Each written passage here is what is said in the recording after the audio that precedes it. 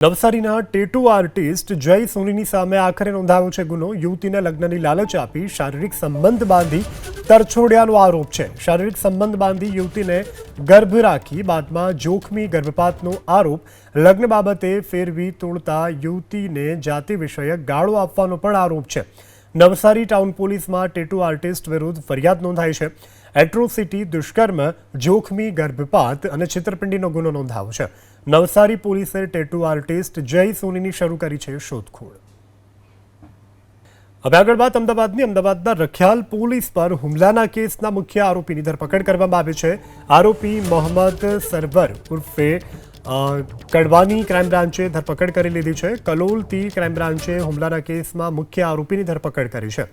રખિયાલમાં પોલીસની PCR van ઉપર હુમલો કર્યા બાદ 4 મહિનાથી ફરાર હતો આરોપી બાપુનગરમાં ગુજસી ટોકના ગુનામાં પણ વોન્ટેડ હતો।